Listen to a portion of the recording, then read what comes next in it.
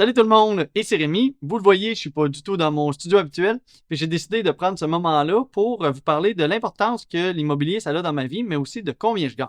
Évidemment, parce que je parle tout le temps d'immobilier, il y a plein de monde qui pense que je fais de l'immobilier à temps plein. C'est-à-dire que je suis toujours en train de calculer des immeubles, de rechercher d'autres immeubles, de faire de l'optimisation, de sortir des locataires et d'être devant la régie du logement.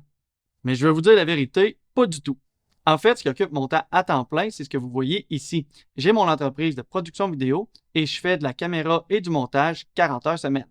Aujourd'hui, je suis donc chez un vrai client, c'est un vrai tournage que je fais et j'ai une petite pause et j'ai décidé de profiter de cette pause-là pour filmer ici plutôt que de tout remonter le matériel chez moi. Bon, chez moi, j'ai un peu moins de stock quand je fais mes tournages, mais quand même, vous voyez que ça prend bien du matériel pour réussir à pouvoir filmer. Avec mon entreprise, je me promène aux quatre coins du Québec pour faire des tournages corporatifs, des tournages de promotion, des spectacles, des captations d'événements.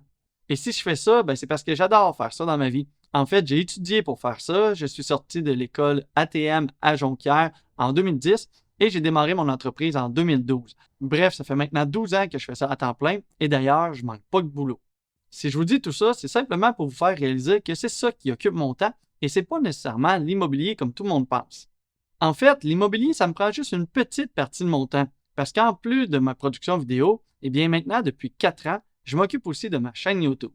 Mine de rien, j'y mets quand même environ 10 heures semaine, tout ça dans le but de pouvoir vous offrir ici des capsules complètement gratuites sur l'immobilier et aussi de pouvoir accompagner les étudiants que j'ai.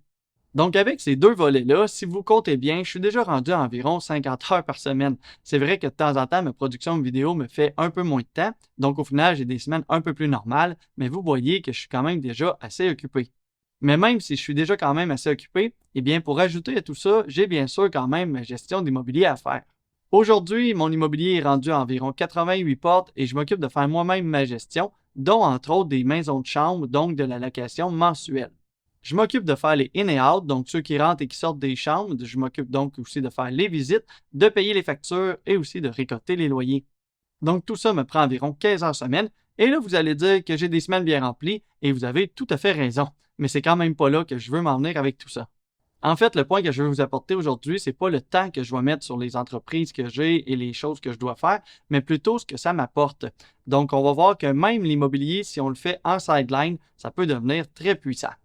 Pour débuter avec mon entreprise de production vidéo, en 2023, j'ai fait un chiffre d'affaires de 102 000 $.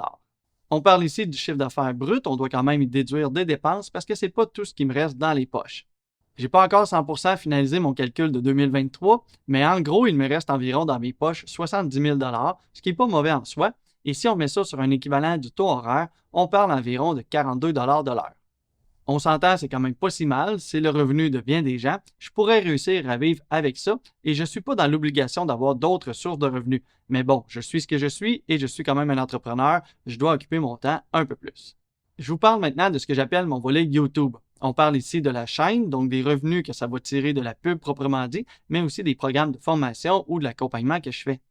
J'ai gagné environ 25 000 $ avec ça en 2023, ce qui me fait un taux horaire d'environ 52 $ de l'heure.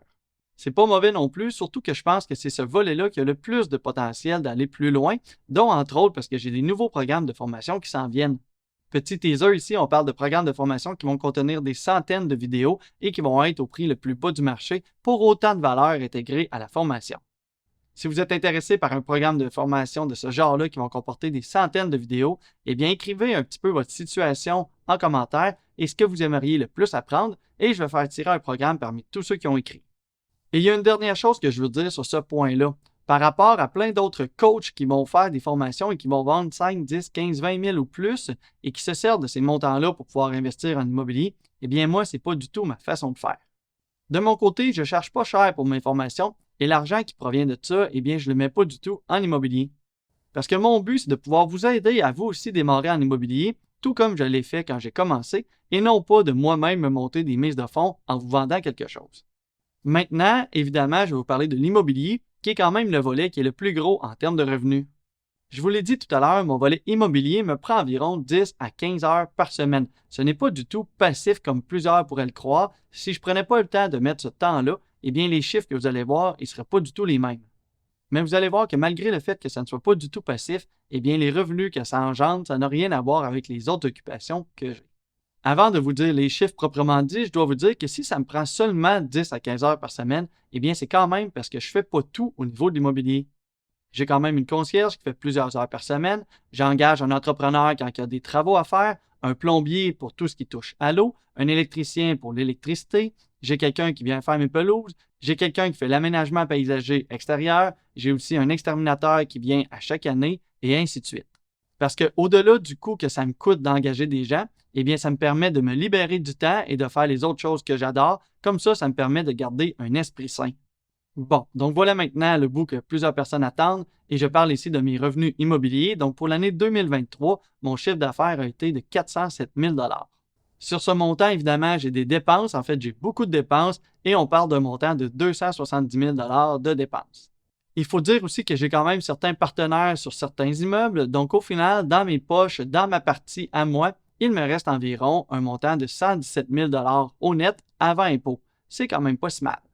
La différence, c'est que si on remet ça comme le reste sur un taux horaire, eh bien dans ce cas-ci, on va voir que c'est très intéressant parce qu'on parle d'un taux horaire d'environ 173 $ de l'heure. Donc on voit que c'est des gros revenus, mais comme je n'y passe pas nécessairement beaucoup de temps, l'équivalent du taux horaire est vraiment, vraiment intéressant.